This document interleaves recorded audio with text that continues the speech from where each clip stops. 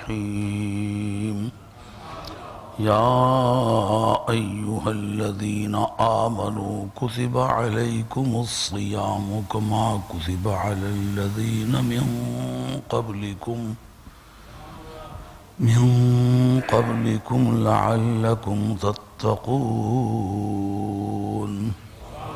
أياما معدودات فمن كان منكم مريضا أو على سفر فعدة من أيام أخر وعلى الذين يطيقونه فدية طعام مسكين فمن تطوع خيرا فهو خير له وأن تصوموا خير لكم إن كنتم تعلمون شهر رمضان الذي أنزل فيه القرآن هدى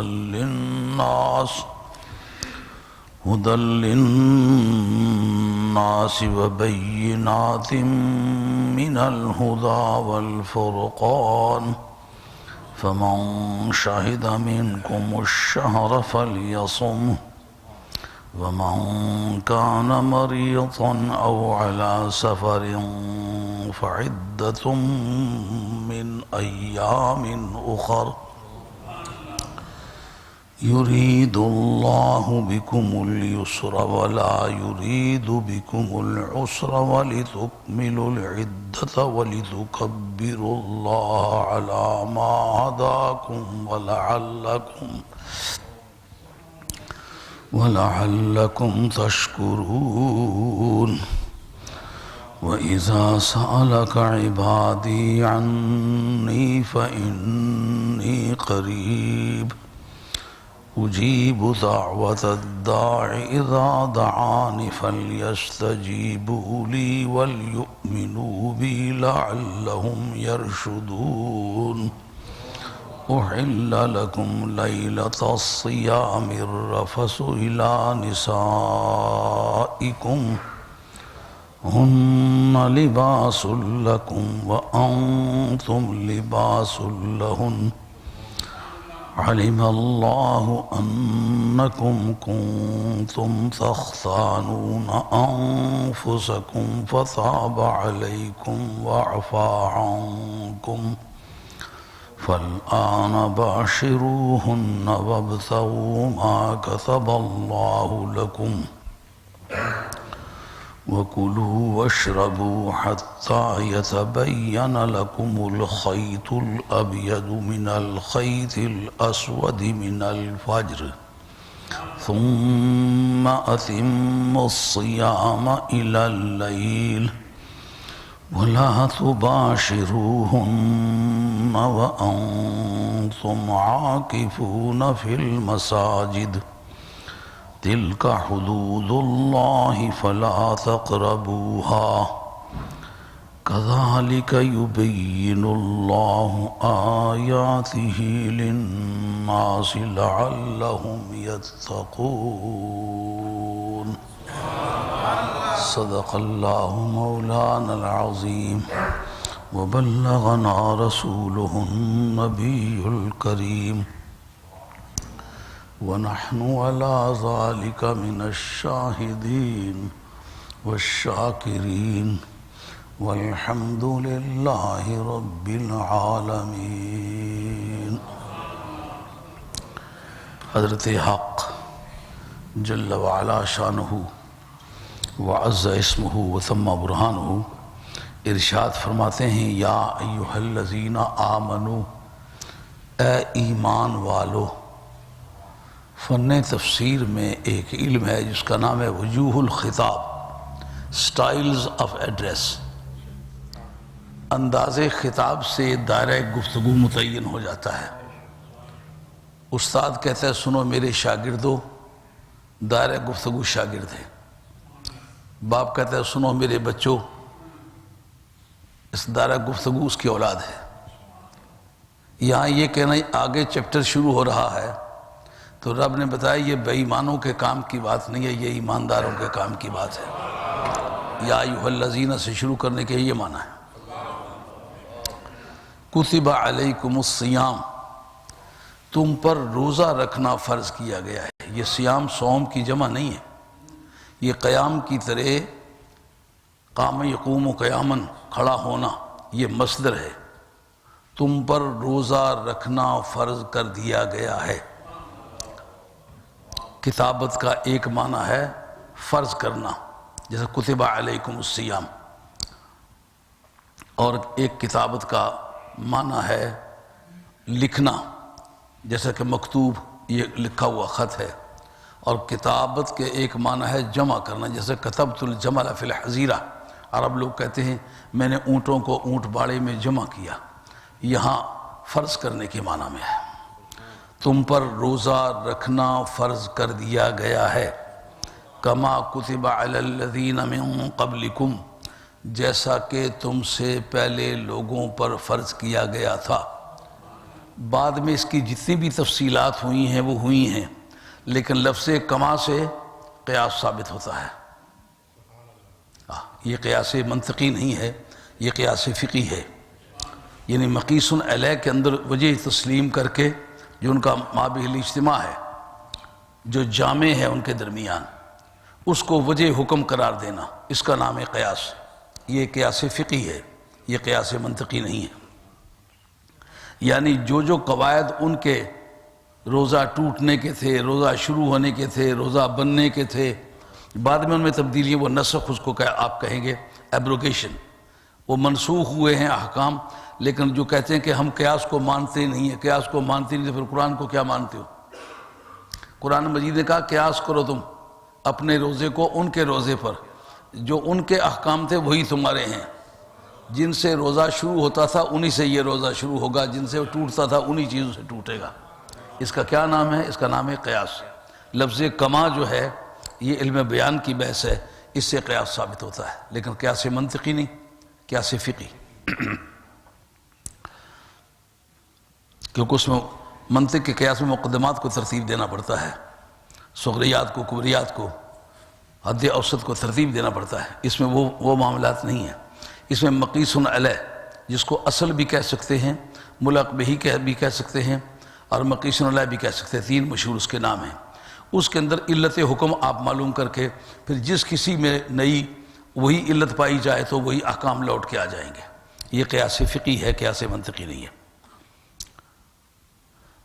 جیسے کہ ان لوگوں پر روزہ فرض کیا گیا تھا، اب دیکھیں نا، اگر صیام ہوتا جمع تو کما کتبہ، تو پھر کما کتبت ہوتا نا۔ یہ صیغہ فاعل کا مجہول کا ہے، اسی لیے مجہول کا ہے کہ صیام جو ہے یہ مفرد ہے۔ یہ ترجمہ کرنا صحیح نہیں کہ تم پر روزے فرض کر دیے گئے ہیں، تم پر روزہ فرض کر دیا گیا ہے جیسے کہ پہلے لوگوں پر کیا گیا تھا جو تم سے پہلے تھے، لعلکم تتقون۔ اس کا مقصد تمہیں بچانا ہے۔ تقوی کے صلے قرآن میں دو ہے۔ صلہ کے معنی اس کے فوراً بعد جو اس کے ساتھ جڑی ہوئی چیز ہے۔ تقوی کس چیز سے؟ اگر اس کا صلہ اللہ ہے تو اس کا معنی ڈرنا، اور غیر اللہ ہے تو اس کا معنی بچنا۔ تو علماء تفسیر کے نزدیک تقوی کی حقیقت اللہ سے ڈرنا اور غیر سے بچنا، یہ تقوی ہے۔ ایام معدودات، یہ ایام مفعول فی ہے، لیکن اس کا یہ ضرب متعلق کتبہ کے ساتھ ہے۔ روزہ جو فرض کیا گیا ہے وہ معین دنوں کے لیے ہے۔ فمن کان منکم مریضا، جو شخص تم میں سے بیمار ہو، او علی سفر، یا سفر کی حالت میں ہو، فعدۃ من ایام اخر، یہ فا جزائیہ ہے، اس کے اول میں علیہ معذوف ہوگا، اور جس جگہ جملہ اسمیہ جزا واقع ہو فا کا لانا واجبات نحویہ میں سے ہے، اور واجبات نحویہ کو باقاعدہ فقہ کے اندر جواز و رد میں جواز میں دخل ہے۔ اگر یہ فا رہ جائے نماز نہیں ہوگی، کیونکہ یہ واجبات نحو میں سے ہے، تو پھر شرعاً بھی واجب ہوگی۔ فعدۃ من ایام اخر، اس پر لازم ہے کہ پچھلے دنوں میں وہ گنتی پوری کرے، یعنی جتنے روزے رہ گئے ہیں وہ غیر رمضان میں وہ پورے کرے۔ وعلی الذین یطیقونہ فدیۃ طعام مسکین، اور وہ لوگ جو اس کی طاقت رکھتے ہیں، ایک ترجمہ، جو اس کی طاقت رکھتے ہیں یعنی روزے کی طاقت رکھتے ہیں، ان کے لیے یہ آپشن ہے، روزہ رکھیں اور ففیدیۃ طعام مسکین، یا وہ کسی مسکین کو فدیہ دے دیں۔ ابتدائی اسلام میں ایسا تھا، یا یہ کہ اس کے اندر لا معذوف ہے، الذین لا یطیقون وعلی الذین لا یطیقون فدیۃ طعام مسکین، وہ لوگ جو روزے کی طاقت نہیں رکھتے وہ روزے کا فدیہ دے، جو ایک مسکین کو دونوں وقت کا کھانا فراہم کرنا ہے۔ یا صرفیوں کا ایک قاعدہ ہے جو ابواب کے خصوصیات ہیں کہ باب افعال وضع واضح میں سلبی معنی بھی اس کے اندر ہوتے ہیں، جو معنی اس میں پائے گئے ہوں باب افعال پر قیاس کیا جائے تو اس معنی کا سلب لازم آ جاتا ہے۔ مادہ طاقت سے ہے، اطاق یطیق و اطاقتاً باب افعال پر قیاس کیا جائے تو معنی یہ خود بن جائیں گے کہ جو طاقت نہیں رکھتے، بغیر اللہ کی موجودگی کی معنی یہ بن جائے گے جو اس کی طاقت نہیں رکھتے۔ بعد میں تفصیل میں واضح کرتے ہیں انشاءاللہ اس کو۔ اس پر ایک مسکین کو کھانا، میری طرف دھیان کرنا ہوگا وہاں۔ دراصل میں مقرر بعد میں ہوں، مدرس پہلے ہوں، وہ آنکھوں میں آنکھیں ڈال کے دیکھتا ہوں تو اندازہ تقریباً اتنا اندازہ ہو جاتا ہے، اس نے اتنی میری بات سمجھی ہے، اتنی رہ گئی ہے، فلاں حصہ اس نے سمجھ لیا، فلاں حصہ رہ گیا ہے، تو پھر میں اس سے جوابی کارروائی کرتا ہوں، اس سے پوچھتا ہوں، تو پھر وہ مجھے جائزہ ہو جاتا ہے کہ اس کو یہ بات ایسی ایسی کہنی چاہیے، اور اس کے پیشانی پر ایک ریل چل رہی ہوتی ہے جس کو ہمارے ناوی لوگ، صرفی لوگ، منطقی لوگ کہتے ہیں سوال مقدر کا جواب، اس کے پیشانی بول بول کے کہتی ہے یہ بات میری سمجھ میں نہیں آئی، یہ اس پر بات پر مجھے اعتراض ہے، تو اس کی پیشانی کو دیکھ کے اس کے جواب کو ہٹ کرنا یہ سوال مقدر کا جواب ہے۔ تو میں ادھر باتیں کر رہا ہوں تو آپ ادھر مڑ کے دیکھ رہے ہو، تو پھر مجھے کیا پتا ہے کہ آپ نے کیا سمجھا، کیا رہ گیا۔ توجہ سے، اور خاص طور پر اہل علم کی توجہ چاہتا ہوں۔ وَأَن تَصُومُوا خَيْرٌ لَكُمْ، یہ آگے فرمایا وَمَن تَطَوَّعَ خَيْرًا، جو آدمی اس میں زیادتی پسند کرے، یعنی جو فدیے کی مقدار بتائی ہے اس میں اگر اضافہ کر دے، ایک مسکین کے بجائے 2 کو کھانا کھلا دے، یا یہ ہے کہ روزہ بھی رکھ دے اور فدیہ بھی دے دے، جو زیادہ کرنا چاہے اس میں کوئی مذائقہ نہیں، اس کے لیے بہتر ہے۔ یعنی جس بات میں مسکینوں کا اور دکھیا انسانوں کا نفع ہو وہ خدا کو پسند ہوتی۔ وَأَن تَصُومُوا خَيْرٌ لَكُمْ إِن كُنتُمْ تَعْلَمُونَ، اور یہ ان مصدریہ ہے، اور یہ بتاویل مصدر، یعنی صیامکم ہوگا، تمہارا روزہ رکھنا، یہ مبتدا ہوگا، خیر لکم تمہارے لیے بہتر ہے، تمہارا روزہ رکھنا، یعنی یہ جو تمہیں آپشن دی گئی ہے یا رخصت دی گئی ہے، اگر اس رخصت میں عزیمت کو اختیار کرو تو یہ زیادہ اچھی ہے۔ ان کنتم تعلمون، 2 پہلو ہیں، ایک رخصت کا، ایک عزیمت کا، ایک ایسی چوائس جو جس میں آسانی ہے اور اس آسانی کا فائدہ انسان کو پہنچتا ہے، ایک اس میں وہ تکلیف کا پہلو ہے جس میں روحانی برتری ہے، ترقی ہے، نفس تو خطرے میں پڑتا ہے لیکن خدا کی رضا ملتی ہے، اس کا نام ہے عزیمت۔ تو چوائس میں اس پہلو کو اختیار کرنا جو زیادہ دشوار ہے اس کا نام ہے عزیمت، یعنی حالت سفر میں روزہ رکھ لینا یہ عزیمت ہے، یہ زیادہ بہتر ہے اگر تم جانتے ہو تو۔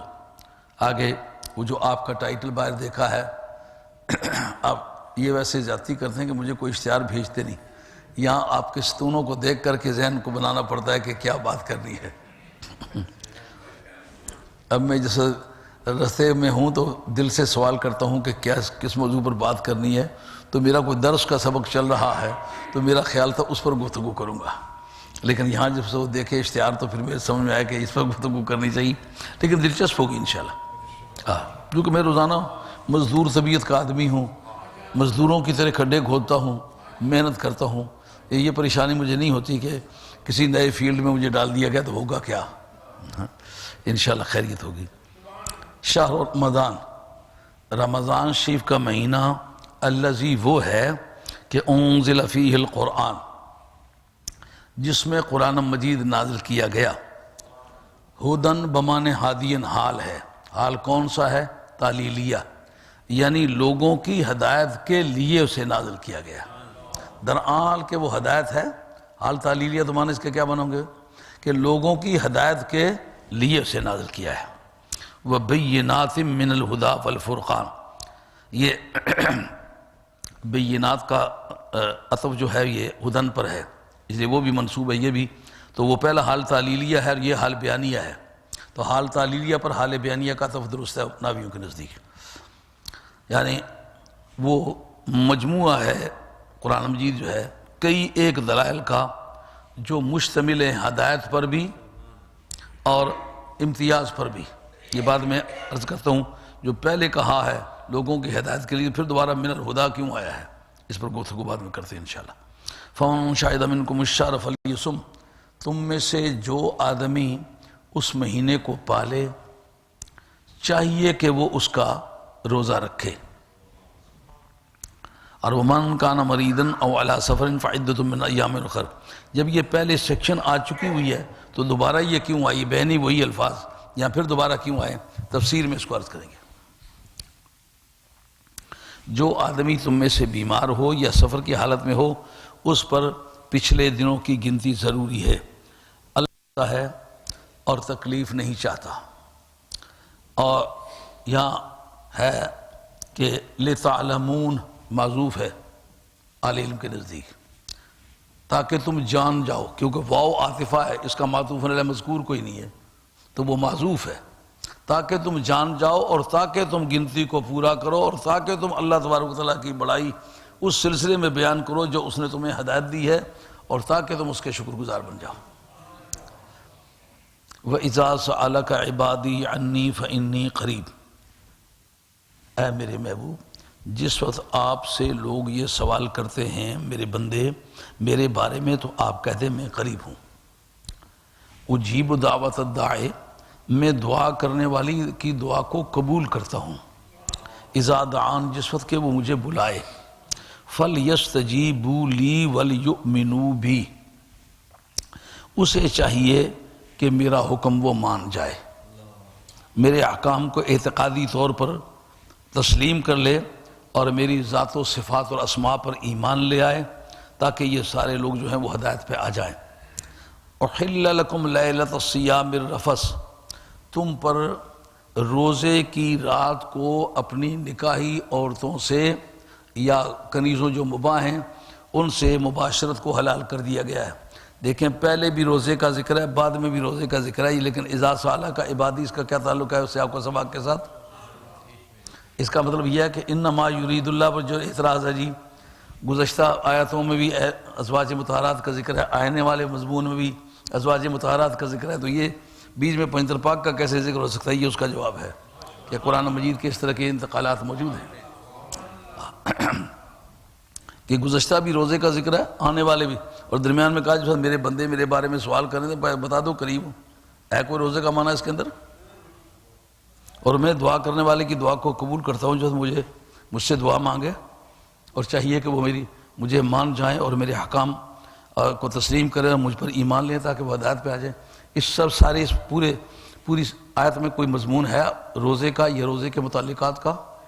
اس کا مطلب یہ ہے کہ کلام میں اس طرح کا استیناف قرآن میں جا بجا موجود ہے۔ چند آیات میری نگاہ میں وہ بھی ہیں کہ آیت کا ابتدائی حصہ جو ہے وہ ناسخ ہے اور اس کا انتہائی حصہ اسی کو وہ سابقہ کو منسوخ کرتا ہے، آئندہ ناسخ ہے۔ ایک ہی آیت میں ناسخ و منسوخ دونوں نشانیاں پائی جاتی ہیں۔ بچوں کو کئی باتیں سکھائی جا سکتی ہیں نا، عمر گزری ایسی دشت کی سیاہی میں، مشکل کام ہوگا کہ ایسے میں کہے کہ وہ گڑیا کو بیجا لے گئی ہے تو ہم کیسے سچ مچ لے گئی ہے۔ حلال کر دی گئی ہے روزے کی رات کو مباشرت تمہاری ازواج کی طرف، یعنی جنسی تعلقات کو مباح قرار دے دیا گیا ہے۔ ہن لباس لکم وانتم لباس لہن، یہ تشبیہ بلیغ ہے، تم ان کا لباس ہو وہ تمہارا لباس ہے، سچ مچ لباس ہیں۔ یہ تشبیہ بلیغ ہے۔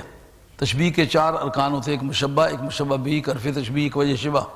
جب وجہ شبہ بھی حرف تشبیہ بھی حذف کر دیا جائے کہ زید چاند ہے تو یہ تشبیہ بلیغ ہے۔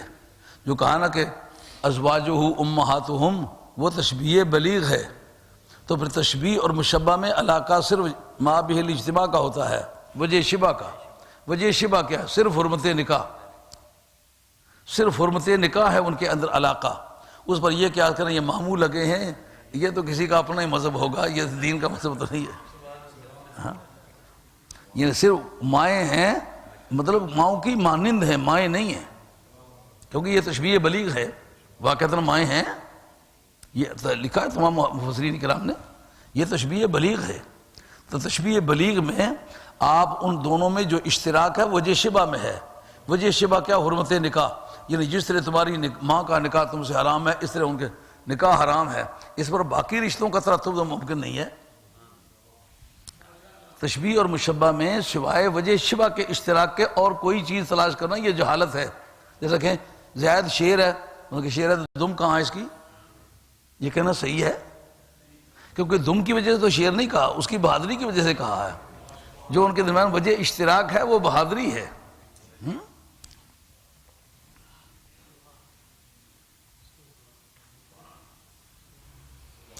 قرآن کہتا ہے کہ تم ان کا لباس، ہن لباس لکم وانتم لباس لہن، وہ تمہارا لباس ہے تم ان کا لباس۔ یہ بات ہمیشہ یاد رکھنی ہے، تشبیہ بلیغ ہے یہ۔ سچ مچ تو لباس نہیں ہے، سچ مچ تو لباس وہ ہوتا ہے کہ جو کسی کو ڈھانپے، بیوی میاں کو ڈھانپتی تو نہیں ہے، لباس کی طرف پہنی تو نہیں جاتی، یعنی ایک مشابہت ہے۔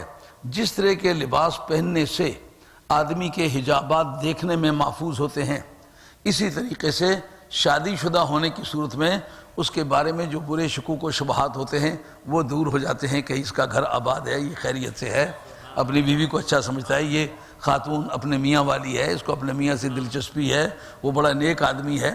تو جس طرح لباس سے تحفظ ملتا ہے کہ اس کا بدن ننگا نظر نہیں آتا، اس طرح ازدواجی تعلقات سے اس کی جو عزت و آبرو ہے اس کو پناہ ملتی ہے۔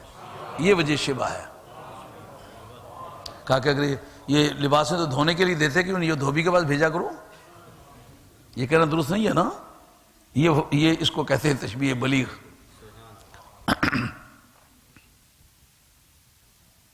اب یہ بڑی مشکل ہوتی ہے، جو کتابوں میں علم رہ جاتا ہے نا، کتاب پڑھی ہوئی ہے، سارا کورسز پڑھے ہوئے ہیں، دماغ میں کچھ نہیں ہے، اس لیے منطقی اس پر بڑا زور دیتے ہیں کہ علم کس کا نام ہے؟ الصورۃ الحاصلۃ عند العقل، وہ جو فوٹو دماغ کے پاس موجود ہے نا اس کا نام علم ہے۔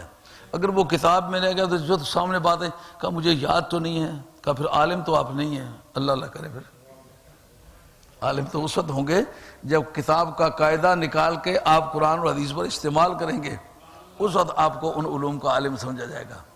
یہ تشبیہ بلیغ ہے، وہ تمہاری مائیں ہیں، یعنی حرمت نکاح میں ماؤں کی مانند ہیں، فی الواقع وہ مائیں نہیں ہیں۔ یہ مفسرین نے اس کی تصریح کی ہے اور فرمایا علم اللہ انکم کنتم تختانون انفسکم فتاب علیکم وعفا عنکم، اللہ اس بات کو بڑی اچھی طرح جانتا ہے کہ تم اپنے آپ میں خیانت کیا کرتے تھے، اور اللہ تبارک تعالیٰ نے تم پر مہربانی فرمائی، تمہیں معاف کر دیا۔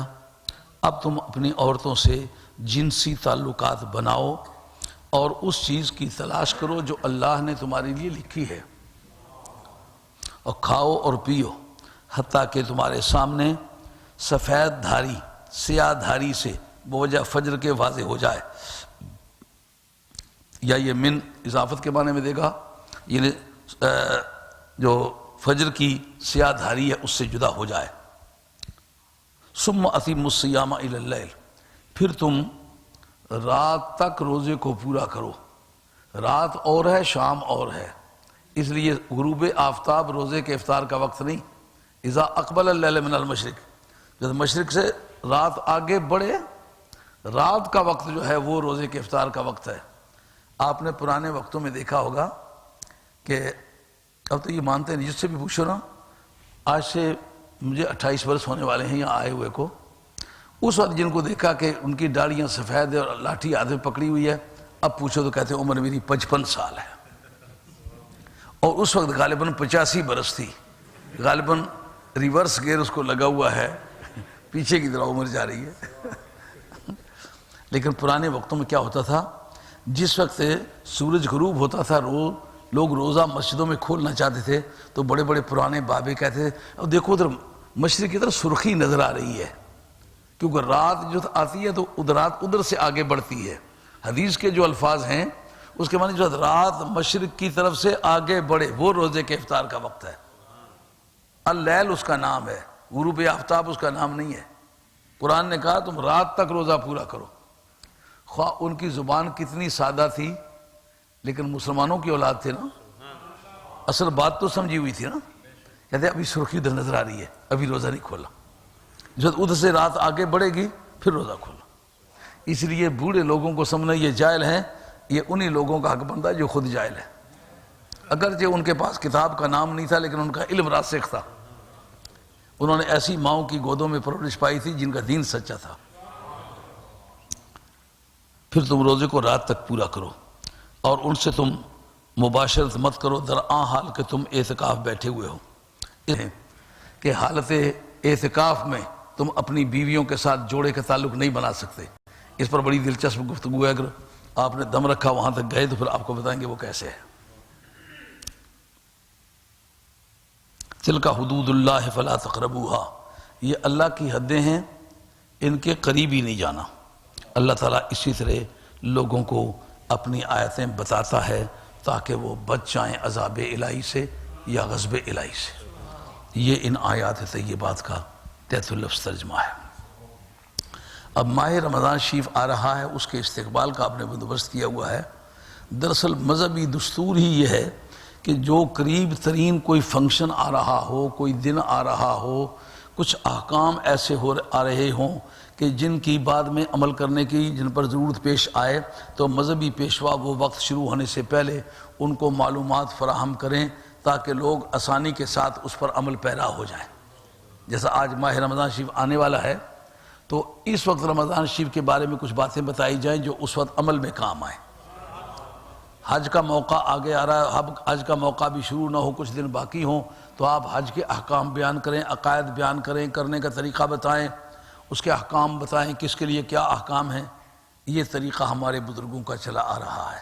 تو یہ جو آپ کا استقبال رمضان کا جملہ ہے یہ بڑا علمی وزن رکھتا ہے. بڑی خوبصورت بات ہے کہ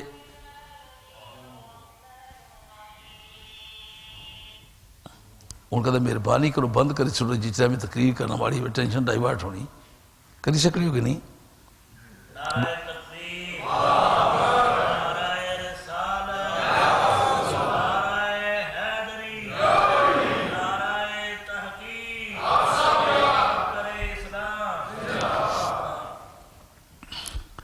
اب یہ بحث چلتی ہے کہ تم پر روزہ رکھنا فرض کر دیا گیا ہے جیسے کہ تم سے پہلے لوگوں پر تھا. حضرت آدم علیہ السلام کے دور میں ایام بیض مقرر ہوئے، 13ویں 14ویں 15ویں. داؤد علیہ السلام ایک دن روزہ رکھتے ایک دن چھوڑتے. موسیٰ علیہ السلام وہ روزے بھی رکھتے کہ جو آپ کو تورات کے نزول کے وقت ان کو کہا گیا تھا وَإِذْ وَعَدْنَا مُوسَىٰ 40 لَيْلَةً، اور آپ 10ویں محرم شریف کا روزہ بھی رکھتے. دور حاضر میں تو 10ویں کا نام لو تو بدعت کے وہ جا لگتا ہے آدمی. اندرا کا نام لیتے ہوئے نہیں گھبراتا، حسین کا نام لیتے ہوئے گھبراتا. وقت قریب آنے والا ہے، حسین کے نانے کے سامنے جا کے کھڑے ہو گئے، جواب دینا پڑے گا. ادھر گاندھی کا جنازہ اٹھا جا رہا ہے، اس کو مرگٹ کی طرف لے جا رہے ہیں اور ساتھ ہی قاری صاحب قرات پڑھ رہے ہیں، ساتھ ہی بھجن گائے جا رہے ہیں. اس پر کوئی اعتراض نہیں ہوا. اندرا کو ممبر رسول پر بٹھایا اور خود ملا لوگ نیچے بیٹھے، فوٹو ہمارے پاس موجود ہیں.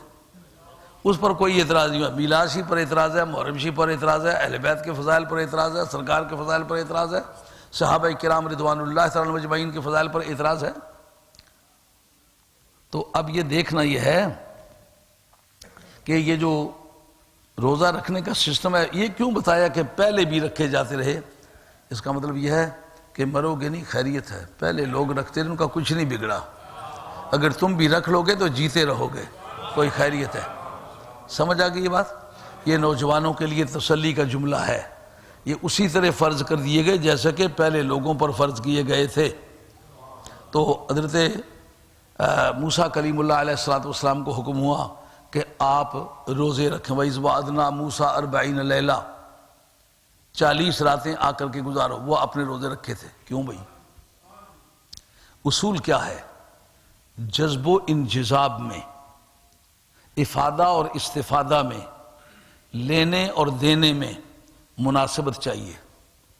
دینے والا ہوائی جہاز پر سوار ہو اور لینے والا گدھے پر سوار ہو، کیا مناسبت بنتی ہے کہ وہ لے گا یہ لے لے گا وہ دے دے گا؟ مناسبت چاہیے. آج تک جو مرید اپنے پیر کی شکل بناتا ہے، کیوں؟ افادہ اور استفادہ کے لیے مناسبت چاہیے. آج تک امتی اپنے نبی کا حلیہ بناتا ہے، کیوں؟ کہا نبی سے فیض لینا ہے، اس کا فیشن اختیار کر، اس کی صورت بنا، اس کے اخلاق کو اپنا، اس کی روزانہ کی زندگی کو اپنی زندگی بنا، تاکہ وہ پروردگار کے تجلیات و انوار جو نبی کو ملے ہیں بطور وراثت روحانی کے، وہ تجھے بھی ملے. وَوَرِثَ سُلَيْمَانُ داود. وراثت روحانی بھی انہیریٹیبل پراپرٹی ہے. یہی وجہ ہے کہ ہمارے علماء عقائد نے لکھا ہے کہ جس طرح کے کمالات نبی میں بطور معجزے کے پائے جاتے ہوں، اس نبی کے امتی ولی کے اندر اسی طرح کے کمالات کرامت کے نام سے پائے جاتے ہیں. حضرت سلیمان علیہ السلام کا ولی کا تخت لے آؤ، اس کو مردے زندہ کرنے کے بارے میں کیوں نہیں کہا؟ کہا دراصل یہ میرے معجزات سے متعلق نہیں ہے. میرا کام ہے غدوہا شہر و رواحها شہر. 1 مہینے بھر کی راہ صبح کے وقت میں اپنے تخت کو اڑا کے لے جاتا ہوں، اور 1 مہینے بھر کی راہ شام کے وقت. ہوائیں میرے تابع ہیں، تو چونکہ میں تخت اڑاتا ہوں، یہ میرا روحانی فرزند ہے، اس لیے تیرا کام بھی ہے تخت اڑا کے لا.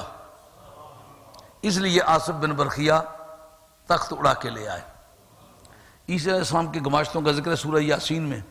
جب ان کی طرف سے تبلیغ کرنے کے لیے گئے تو انہوں نے کہا اگر تم سچے تو کچھ کر دکھاؤ. انہوں نے بھی مردے زندہ کر کے دکھائے. کیوں؟ کہ ان کا نبی مردے زندہ کرتا ہے. ان کو جو وراثت روحانی اپنے نبی کی طرف سے ملی ہے اس کا اظہار کرتے ہیں. اب چونکہ تمام معجزات سارے نبیوں کو جتنے ملے ہیں، کبھی شکل موسیٰ، کبھی شکل عیسیٰ، کبھی یوسف مالکہ بن کے آیا. سارے نبیوں کے پاس جتنے بھی اوصاف و کمالات ہیں وہ سارے کے سارے عطیہ ہیں مدینے والی سرکار کا. امام قسطلانی رحمۃ اللہ علیہ نے محب الدنیا شریف میں لکھا ہے کہ کسی نبی کو کوئی کمال من جانب باری تعالیٰ براہ راست نہیں ملا. وہ سرکار کی بارگاہ میں آیا، سرکار نے تقسیم کیا. اور امام قسطلانی کو اس میں کیا ذکر کریں؟ واللہ یوتی و انما انا قاسم. دیتا اللہ، بانٹتا میں ہوں. تو اب لا ورب العرش، جس کو جو ملا ان سے ملا. لا ورب العرش، جس کو جو ملا ان سے ملا. بٹتی ہے کونین میں نعمت رسول اللہ کی. تو چونکہ باقی انبیاء و مرسلین علیہم السلام کے پاس حصے کے مطابق ان کو معجزات ملے ہیں، تو پھر ان کے ولیوں کو اپنے نبیوں سے ملے ہیں، لہذا ان کی وراثت کا دائرہ تنگ ہے. سرکار کل کائنات کے قاسم ہیں. جتنے نبیوں اور رسولوں کے پاس جتنے بھی کمالات گئے سرکار نے بانٹے ہیں، تو اصل وراثت وہ سرکار کے پاس ہے. اس لیے سرکار کا امتی ان تمام ولیوں کے کرامات دکھا سکتا ہے جو سابقہ امتوں میں گزرے ہیں. آئی بات سمجھ میں؟ حضرت موسیٰ علیہ السلام کو حکم اور روزے رکھو. بات اس پر ہے کہ لینی ہے کتاب، روزہ کیوں رکھو؟ اس پر میں نے ایک قاعدہ کوٹ کیا ہے ایکشن ری ایکشن کے لیے. بہت آسان زبان اگر بولوں تو میں یوں بھی کہہ سکتا ہوں کہ پیلا منکا نیڑے کھڑیے ککھ اسنو اٹھ مل دے، لالا نال نہ چمڑن اٹھ کے راز نیارے دل دے. سمجھ آئیے بات؟ کہ میں خدا ہوں، تو بندہ ہے. مقام بندگی سے میرا کوئی تعلق سوائے خالقیت کے نہیں ہے. میں خالق ہوں. اب کلام میری صفت ہے. ہر موصوف کی صفت اسی قسم کی ہوتی ہے جس قسم کا موصوف ہو. میں ازلی ابدی لم یزلی ہوں، اس لیے میرا کلام بھی اسی صفت کا ہے. تو اس کو برداشت کس طرح کرے گا؟ کہ ایسے کر کہ موسیٰ میں ہمیشہ کے لیے کھانے پینے سے پاک ہوں، تو تو روزہ رکھ کے کچھ دیر کھانے پینے سے باز آ جا، میں جوڑی کی زندگی سے ہمیشہ کے لیے پاک ہوں، تو اس روزے کی پابندی کی وجہ سے جوڑے کی زندگی سے باز آ جا، اور وہ یا پیغمبر ہونے کے تو معصوم تو ویسے بھی ہے، میں معصوم ہوں تو بھی معصوم ہو جا، متصف بصفات اللہ ہو جا، متخلق باخلاق اللہ ہو جا، تاکہ تیرا ظرف کلام باری تعالیٰ کے تحمل کے قابل ہو جائے، تو اس کو سہ سکے۔ ہاں؟ اب سرکار کی باری آئی، سمجھ آ رہی ہے بات کہ نہیں آ رہی؟ اس میں کوئی اس طرح کی دلچسپی کی بات نہیں ہوگی کہ واہ واہ نعرے لگنے لگ جائیں، لیکن ضمیر کو اپیل کرے گی، اللہ کا کلام ہے اور اس کو پڑھانے کا طریقہ یہی ہے۔ سرکار کی باری آئی، کہا کہ موسیٰ علیہ السلام تو پہاڑ کی چوٹی پر آئے تھے، لو انزلنا ھذا القرآن علی جبل لرأیتہ خاشعا متصدعا من خشیۃ اللہ، اس کو اس پر قیاس نہیں کرنا کہ وہ بھی میرا ہی کلام تھا اور یہ بھی میرا ہی کلام ہے، وہ بھی میرا رسول تھا تو بھی میرا رسول ہے، ہاں؟ تم کہاں موسیٰ کہاں، وہ اور تھے تم اور ہو، ہاں؟ جہاں رسول رسول ہو کر سرکار جیسے نہیں ہیں، وہاں مولوی صاحب سرکار جیسے کیسے ہو گئے؟ نے پٹواری والے نے ملا نہیں ہے بیڑ، یہ تو کیا لگا ہیڑا نال، اس کا اپنا مقام سمجھو، کون ہو تم؟ کہ یہ قرآن مجید اگر پہاڑوں کی چوٹیوں پر نازل کریں تو پہاڑوں کی دھجیاں بکھیر کے رکھ دے گا، فضا میں اس کے پرخشے اڑتے نظر آئیں گے خوف الہی کی وجہ سے، پہاڑ اس کو سہ نہیں سکتے۔ کہا مولا کریم اگر یہ تیرا کلام ایسا بالادست ہے، ایسا ممتاز ہے کہ اگر پہاڑوں پر نازل کریں تو ان کی دھجیاں بکھیر دے، کہاں چھوڑا پھر اس کو، کہاں نازل کیا ہے؟ کہا فَإِنَّهُ نَزَّلَهُ عَلَىٰ قَلْبِكَ بِإِذْنِ اللَّهِ، جس کو پہاڑ نہیں سہ سکتے تھے اس کو تیرے قلب اطہر پر ہم نے نازل کیا۔ کیا مطلب نکلا؟ یعنی کوہ ہمالہ کی چوٹیاں جو ایورسٹ ہے نا، جو کوہ ہمالہ کی چوٹیوں کو ایورسٹ کہا جاتا ہے، ایورسٹ نہ پہاڑ مانا ہے نہ چوٹی مانا ہے، بلکہ ہندوستان کا پہلا جو سرویئر ہے نا، جس نے ممالک معروضہ کو سروے کیا تھا، ماپا تھا، پہلی مرتبہ جلال الدین اکبر کے دور میں راجہ ٹوڈر مال نے اس کو ماپا تھا۔ یہ جو آپ کے محکمہ مال کے کاغذات میں نا یہ فرد ہے، یہ فارسی لفظ ہے، جمع بندی ہے، حد بست ہے، تکاوی ہے، شباشی ہے، شرط واجب العرض ہے، میزان عقیت ہے، یہ سارے نام فارسی کے ہیں۔ اس نے کورس کیا تھا ایران میں، بعد میں آ کر کے اس نے وہ سارے ضابطے نافذ کیے تھے۔ پہلی مرتبہ جلال الدین اکبر کے دور میں پورے ہندوستان کی پیمائش ہوئی تھی۔ بعد میں ایورسٹ اس پٹواری کا نام تھا، اس سرویئر کا نام تھا کہ جس نے پورے ہندوستان کا سروے کیا تھا، ماپا تھا کہ کل ہندوستان کی جو رقبہ ہے کتنا ہے۔ اس میں یہ جو چوٹیاں تھیں کوہ ہمالہ کی یہ نہیں ماپی جا سکی تھی، تو جس کے تحت پٹالمی نے اہرام مصر کو ماپا تھا نا، پیرامڈز کو، کہ جس وقت دیکھا کہ ہر شے کا سایہ شے کے برابر ہے، اس وقت اس نے دیکھا کہ اس وقت پہاڑوں کی چوٹیاں جو ہیں اتنی اونچی ہوگی جتنے دور تک ان کا سایہ ہے، اس نے سائے کو ماپ کر کے ان کی بلندی معلوم کر لی، اس لیے ان چوٹیوں کا نام ایورسٹ رکھا گیا۔ ایورسٹ اس انگریز کا نام ہے۔ اگر ایورسٹ جیسے پہاڑ کی چوٹیاں اس کو برداشت نہیں کر سکی، پھر دل اس کو سرکار کے دل پر نازل کیا گیا، تو پھر اس کا معنی یہ ہوگا دل وہ کل ہے جس کا ادنا جزو ہے سارا جہاں، سب اسی میں ہے سمائے لا مکان ہو یا مکان۔ جو شہر و رمضان کا نا، رمضان کی وہ مہینہ جس میں قرآن مجید نازل کیا گیا، تو اس کا مطلب یہ ہے کہ پہلے آدمی کو کہا اپنا ظرف بنا، تاکہ جو چیز میں ڈالیں یہ اس چیز کے قابل بن جائے۔ لوگ جاتے ہیں نا، وہ فلانی جگہ گئے ہیں، بڑے بزرگ گئے لیکن اسے کوئی مزہ نہیں آیا، دوسرا طرف گئے ہیں، دوسرا طرف مڑی آئے ہیں۔ اصل بات یہ ہے ولی اللہ دے پانڈا تک کے پاندے خیر حضوروں، جیڑا پاک خروروں خالی سو پر کر دے نوروں۔ پیشاب والے برتن میں دودھ نہیں ڈالا کرتے، برتن پہلے بنا۔ سمجھ آئی یہ بات؟ پر قرآن مجید کے نزول کے لیے ماہ رمضان کو کیوں منتخب کیا گیا؟ کا ظرف بن جائے۔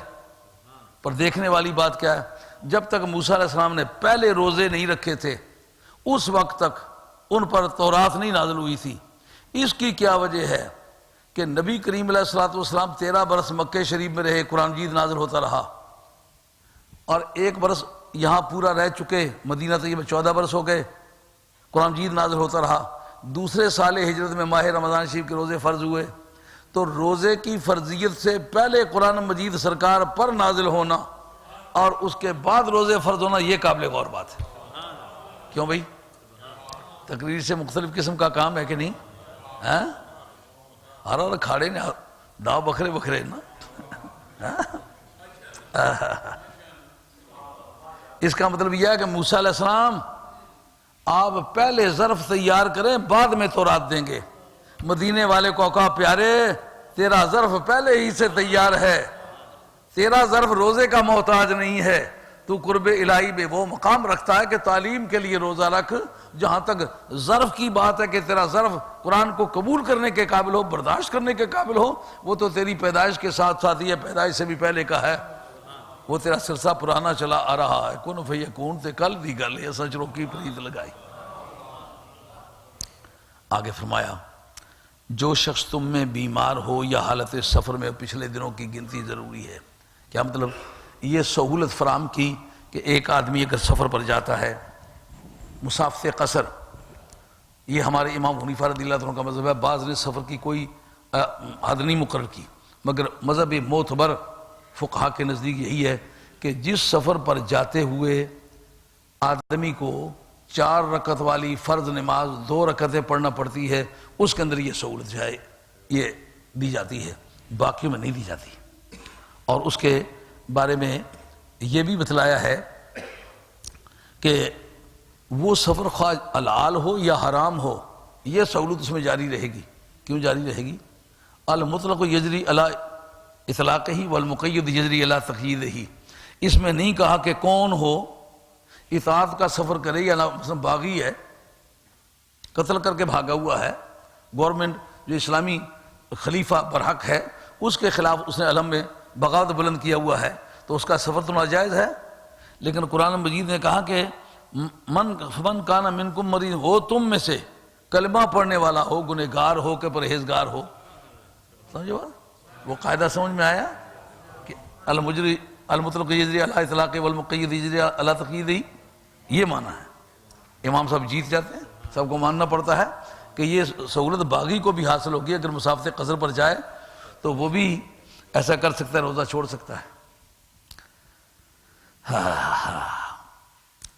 اور وہ لوگ جو اس کی طاقت نہیں رکھتے، اس میں جو ایک سسٹمیٹیکل امپلیمنٹیشن آف اسلام ہے نا، ترتیب وار بندے کو تیار کرنا کہ پہلے روزہ فرض ہونا، جی آپ ایسا کریں کہ روزے ایام بیض کے رکھ لیں، 1 2 3 ہر مہینے میں عادی ہو جائیں، پھر اس کے بعد اس میں اضافہ کر دیا جائے۔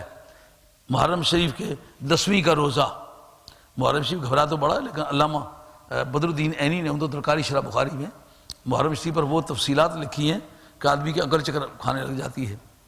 ہزارہا معاملات انبیاء علیہ الصلوۃ والسلام کے 10ویں محرم سے متعلق ہے۔ معلوم ہے یہ 10ویں محرم کا دن پہلے سے چنا ہوا آ رہا ہے، جو حضرت امام جنت مقام کے لیے کیا گیا۔ تو 10ویں محرم کا روزہ، اس کی تفصیلات پہلے چند مرتبہ آپ کے سامنے عرض کر چکا ہوں۔ تو اس کے بعد عادت کے طور پر جب بندہ تیار ہو گیا تو پھر ماہ رمضان شریف کے روزے دوسرے سال ہجرت میں مدینہ طیبہ میں واجب ہوئے۔ اب جس وقت یہ واجب ہو گئے تو اس وقت یہ سہولت ان کو دی گئی کہ جو آدمی بھلا چنگا ہے، ایبل باڈیڈ ہے، اس کی صحت مند جسمانیت ہے، تو وہ آدمی اگر روزہ رکھنا چاہے تو روزہ رکھ لے، نہیں تو فدیہ دے دے۔ آگے یہ سہولت ختم کر دی گئی کہ فمن شاہد منکم الشہر فلیصم، یہ آگے جو آ رہا ہے کہ وہ جو تھی نا آزادی کہ چاہے تو روزہ رکھے، یہ آپشن ختم ہو گئی۔ اگر صحت مند ہے تو جو ہی ماہ رمضان آئے اس کو روزہ رکھنا پڑے گا، فدیے والی سہولت اس کو نہیں ہوگی۔ فدیے والی سہولت ہوگی تو کسی ایسے بیمار کو ہوگی جو شیخ فانی ہوگا۔ میں بات عرض کرتا ہوں، یہ بات سمجھ میں آ گئی ہے کہ جو لوگ روزہ رکھ سکتے ہیں اور روزہ نہیں رکھتے تو وہ فدیہ دے دیں، یہ سہولت ابتدائی اسلام میں تھی، بعد میں کینسل ہوئی. اسی آیت وہی آیت ہے، اس کے اول حصے میں اس کا حکم ہے کہ تم یہ آپشن استعمال کرو. بعد میں اسی کے ساتھ کا دوسرا ٹکڑا جو یہ بتاتا ہے کہ تم ایسا نہیں کر سکتے ہو. سمجھ میں آ گئی بات؟ دونوں آیتیں اکٹھی ہیں، اور ایک میں ہے کہ تم اس آپشن کو استعمال کر سکتے ہو، یعنی چاہو تو روزہ رکھ لو، چاہو تو فدیہ دے دو. 2 سیر 3 شٹانگ 6 ماشے گندم جو ہے اس کی قیمت لگا لیں تو کسی ایک مسکین کا کھانا دونوں وقت کا اس سے بن جاتا ہے. تو ایک روزے کے بدلے میں ایک فدیہ دینا ہوگا، اور اگر اس میں اضافہ کرنا چاہو تو کر سکتے ہو. لیکن فرمایا کہ جو آدمی اس میں زیادتی کرنا چاہے، یعنی ایک کے بجائے 2 فدیے دے دے یا فدیہ بھی دے دے اور روزہ بھی رکھ لے تو یہ زیادہ اچھا ہوگا. مگر یہ اس وقت تھا جو ابتدائی اسلام تھا. بعد میں غالباً 2 برس بعد یہ آیت جو ہے نازل ہوئی ہے. جو آپ کی قرآنک کرونالوجی ہے اس نے غالباً 2 برس کا گیپ بتلایا ہے. وہ پہلا حکم کہ صحت مند آدمی چاہے تو روزہ رکھے چاہے تو فدیہ دے. اس کے بعد یہ جو آیت ہے فمن شاہد منکم الشہر فلیصم، کہ جو آدمی تم میں سے ماہ رمضان پائے اس کو یہ چوائس نہیں ہوگی کہ چاہے تو فدیہ دے چاہے تو روزہ رکھے، اس کو روزہ رکھنا پڑے گا. آگے بات خیال میں ان میں 2 سال کا گیپ ہے، لیکن اس جگہ قرآن مجید میں مضمون کی مناسبت سے اکٹھی لکھی ہوئی ہیں. اور فرمایا کہ تمہارا روزہ رکھنا یہ زیادہ بہتر ہے. اس بارے میں پھر بحث ہے کہ شہر رمضان الذی انزل فیہ القرآن، کہیں آیا نزلنا علیک الکتاب تبیانا لکل شیء، ہم نے آپ پر کتاب نازل فرمائی ہر چیز کے واضح بیان کے لیے. یا ہمارا شہر رمضان الذی انزل فیہ القرآن، کسی جگہ باب تفعیل استعمال کیا کسی جگہ باب افعال استعمال کیا، کیا فرق ہے؟ کہ یک مشت نازل کرنے کا نام ہے انزل ینزل انزالاً، اکٹھا نازل کرنا. نزل ینزل تنزیلاً، تھوڑا تھوڑا کر کے نازل کرنا. اب قرآن مجید ایک جگہ کہے تھوڑا تھوڑا کر کے نازل کیا، کہ ایک جگہ کہے کہ سارا اکٹھا نازل کیا. کہا جو اکٹھا نازل کیا وہ لوح محفوظ سے بیت العزت تک اکٹھا ماہ رمضان میں لیلۃ القدر کو، یا اسی کا دوسرا نام لیلہ مبارکہ ہے، اس رات کو نازل کیا. لیکن جس وقت آپ پر نازل کیا جانے لگا تو نزلنا علیک الکتاب تبیانا لکل شیء، تھوڑا تھوڑا کر کے اس پر غور کریں گے. اس پر اہل سنت کے ایک عقیدے پر واضح روشنی پڑے گی. وہ کیا؟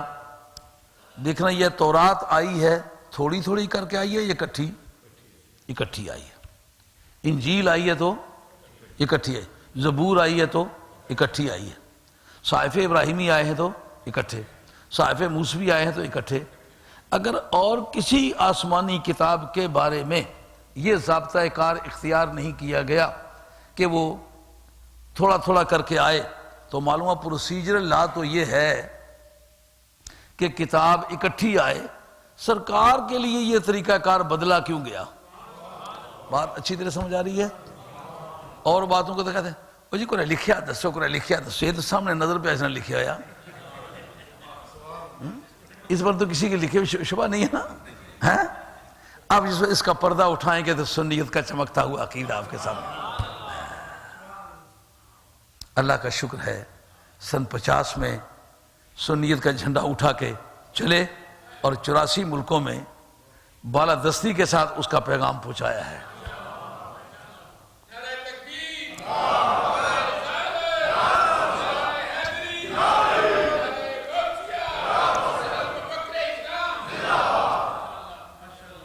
اب اگر آپ قانون پڑھے ہوئے ہیں یا آپ میں کوئی لا پریکٹیشنر رہتے اس بات کو وہ نوٹ کرے. جس وقت کوئی سے 2 قانونوں میں کانٹرڈکشن پیدا ہو جاتی ہے، کلیش پیدا ہو جاتا ہے، تو کس قانون میں تبدیلی ہوا کرتی ہے اور کون سا قانون سلامت رہتا ہے؟ جو ڈائریکٹو پرنسپلز ہیں یا پرنسپلز آف پالیسیز ہیں یا فنڈامنٹل رائٹس ہیں یا ہیومن رائٹس ہیں، ان کو رہنما قسم کے ضابطے تسلیم کیا جایا کرتا ہے. اور دوسرے جو لا ہے نا پروویژنل لا، یہ سبارڈینیٹ لا ہوتا ہے، ماتحت قانون، چھوٹے درجے کا قانون. آسمان سے کتاب کا نازل ہونا ایک ضابطے کی کارروائی ہے کہ نہیں؟ ایک قانون ہے کہ نہیں؟ اب ہم اس بارے میں قرآن مجید سے ریفرنس تلاش کریں گے کہ کہیں اس پر اعتراض ہوا ہے کہ نہیں ہوا. ہاں اعتراض ہوا ہے. وقال الذین کفروا لولا نزل علیہ القرآن جملۃ واحدہ. حفاظ حضرات حافظ کون کون سے ہیں کوئی ساتھی ہیں؟ اچھا ماشاء اللہ. جلے کوئی پوچھا نا بھی حافظ کو بیٹھا تو وہ سمجھے خورا کیا کر لگا.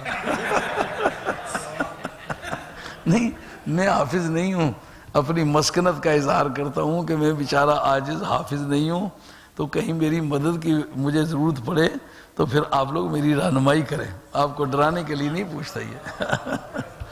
میں اپنی کمزوری کا اظہار کرتا ہوں، میں حافظ نہیں ہوں. اللہ کی ذات پاک کمزوریوں سے پاک بندہ ہے کاش سے.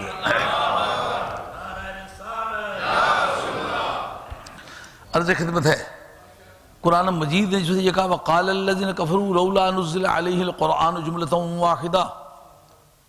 کافروں نے یہ بات کہی کہ اس پر سارا قرآن مجید اکٹھا کیوں نہیں آیا.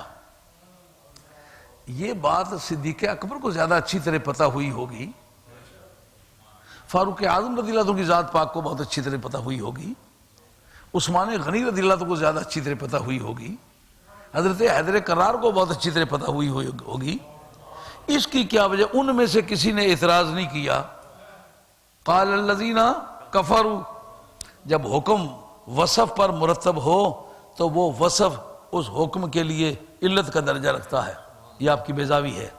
فإن ترتب الحکم علی الوصف یشعر بعلیتہ لہ. اب ان کا جو سرکار پر اعتراض ہے اس کا ذکر بعد میں کیا، پہلے ان کا کفر کا ذکر کیا. کیا مطلب نکلتا ہے؟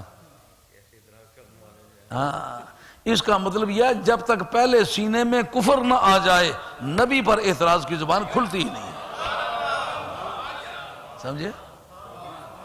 تقریر سے مختلف قسم کا کام ہے نا.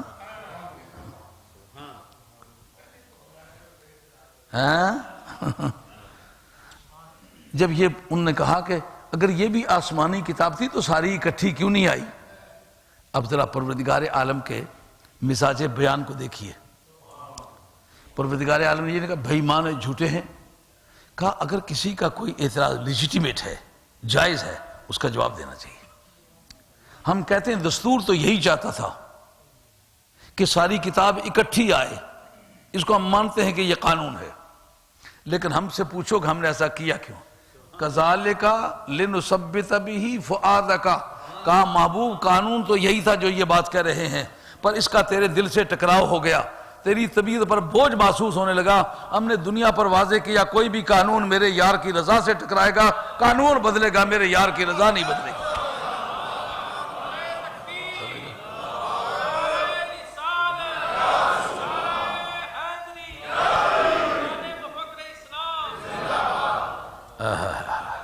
مزہ آ گیا کہ نہ آ گیا؟ اب انزلہ کی قیمت سمجھ آنے لگی ہے کہ یہاں انزلہ کیوں فرمایا، وہاں نزلنا علیک الکتاب کیوں فرمایا. کہا لوگوں کی ہدایت کے لیے. اسی قرآن کو کہے ہدی للمتقین، اسی قرآن کو کہے ہدی للناس. یعنی جو آخری منزل پر پہنچے ہوئے ان کا بھی یہی رہنما ہے، اور جو بالکل پرائمری کے کھاتے کے نرسری کے ان کا بھی یہی رہنما ہے. اگر آپ پہلی کا قاعدہ کسی ڈاکٹریٹ پڑھنے والے کو جا کر کے دکھائیں یہ پڑھ لیں آپ کو فائدہ دے گا، کہتا کیسا پاگل آدمی ہے، مجھے 20-30 برس پیچھے نہیں جانا چاہتا کیا. اور کسی پہلی کے بچے کے سامنے آپ علامہ اقبال مرحوم نے جو اپنی پی ایچ ڈی کے لیے وہ تھیسس لکھا تھا فلسفہ الہیات کا، وہ اگر لے کے اس کے سامنے رکھ دیں تو وہ بیچارہ اس سے کیا استفادہ کرے گا. یعنی پہلی کا قاعدہ ڈاکٹریٹ والے کے لیے فائدہ مند نہیں، ڈاکٹریٹ کا تھیسس جو ہے وہ پہلی والے کے لیے سود مند نہیں، لیکن قرآن کہتا ہے ہدی للناس ہدی للمتقین. جو چھوٹے سے چھوٹا ہے نا اس کے لیے بھی ہدایت فراہم کرنا ہمارا ہی کام ہے. کیوں؟ میں رب العالمین ہوں، یہ رحمت للعالمین ہے. لیکن جو بہت پڑھ جانے کی وجہ سے کھجلی ہونے لگتی ہے نا، کہا جو منزل پر پہنچا ہوا ہے اس کو قرآن بتاتا ہے ستاروں سے آگے جہاں اور بھی ہیں، ابھی عشق کے امتحان اور بھی ہیں. سنبھل کر قدم رکھنا عاشقو راہ محبت ہے، کہیں ایسا نہ ہو سارا سفر بیکار ہو جائے. اب یہ آگے جو آ گیا ہے کہ جو شخص تم میں سے ماہ رمضان شریف کو پالے اس کو روزہ رکھے، یہ اس آپشن کو ختم کرنے کے لیے، چاہے تو روزہ رکھے چاہے تو فدیہ دے دے، کہا نہیں اب چاہے کی بات نہیں، اس کو روزہ رکھنا پڑے گا۔ یہ دوبارہ وہ سیکشن جو پہلے گزر چکے، من کان مریضا او علی سفر فعدۃ من ایام اخر، یہ اس کے 2 سال بعد کی آیت ہے۔ کہا یہ اس وجہ سے کہ اس کی اوپر والی سیکشن جو ہے وہ ایک سابقہ سیکشن کو ایبروگیٹ کر رہی ہے، کینسل کر رہی ہے، ایسا نہ ہو کہ وہ سمجھیں کہ باقی ساری سیکشن کینسل ہو گئی ہے۔ فرمایا وہ جو سہولت ہم نے بیمار کو دی تھی نا یا مسافر کو دی تھی وہ قائم ہے۔ سمجھو تکرار کا مطلب کیا ہے؟ تکرار کے مختلف مقاصد ہوتے ہیں، جیسے فَبِأَيِّ آلَاءِ رَبِّكُمَا تُكَذِّبَانِ، یہ بھی وَيْلٌ يَوْمَئِذٍ لِّلْمُكَذِّبِينَ۔ تکرار کے کئی اغراض ہوتے ہیں، اس سے چشتیوں کا ایک مذہب نکلتا ہے کہ جب وہ قوالیاں وغیرہ سنتے ہیں نا، جو مصرع اپیل کر جائے نا مکرر، وہ پھر بار بار دہراتے ہیں۔ تو پروردگار عالم اپنے محبوب کی خوشی کے لیے کہتے ہیں فَبِأَيِّ آلَاءِ رَبِّكُمَا تُكَذِّبَانِ، رب المشرقین ورب المغربین فَبِأَيِّ آلَاءِ رَبِّكُمَا تُكَذِّبَانِ، مرج البحرین یلتقیان بینہما برزخ لا یبغیان فَبِأَيِّ آلَاءِ رَبِّكُمَا تُكَذِّبَانِ۔ اور بھی بے شمار مقاصد ہیں اس کے۔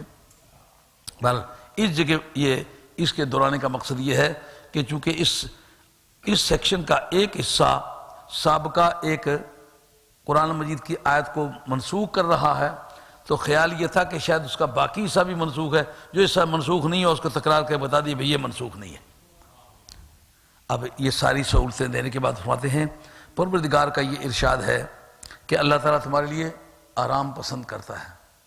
جب آدمی سمجھتا ہے بھوکا میں رہا ہوں، پیاسا رہا ہوں، آرام کس طرح اللہ تعالیٰ نے میرے لیے پسند کیا، تو جڑا جوڑاں کی ہاتھ رکھی تو بھئی کس نے آئے درد ہونا ڈاڈا اٹھن نہیں آنا، گٹھے درد کرنے تو آرام کرنے آنا چاہیے ویلے نال۔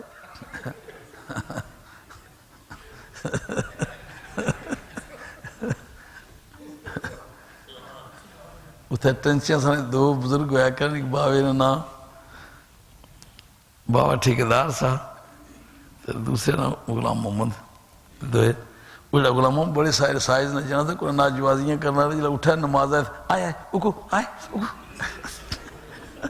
تو بابا ٹھیکیدار آگا اس لئے جی منع کرنا ہونا سا نمازہ جے دوئے بانا، اس بھی نیتی ہے اس بھی نیتی ہے۔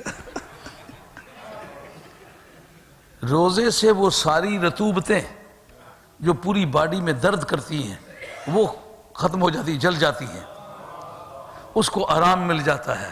اس کو نہیں پتا کہ اس میرے گوشت کے کاٹنے والے نے میرے آپریشن کر کے میرے بیمار حصے کو اڑا دیا ہے، مجھے صحت مند بنا دیا ہے۔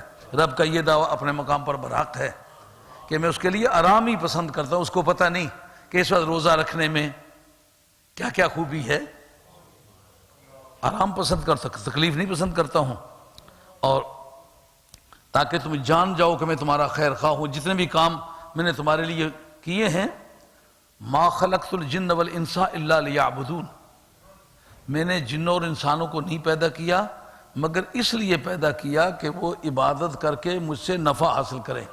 یہ لام انتفاع ہے، یہ لام تعلیل نہیں ہے۔ ہاں یہ رومی، ہاں کیونکہ ہاں یہ لام تعلیل نہیں ہے، یہ لام انتفاع ہے۔ اس پر رومی نے تبصرہ کیا ہے، کہتا من نہ کردم خلق تا سودے کنم بلکہ تا بربندگاں جودے کنم، میں نے مخلوق کو اس لیے نہیں بنایا کہ میں اس سے کوئی نفع حاصل کروں، اس لیے بنایا کہ مجھ سے میری عبادت کر کے نفع حاصل کریں۔ یہ جو قرآن روزہ رکھتا ہے، رب کہتا ہے میں نے تمہارے لیے آسانی پسند کی ہے۔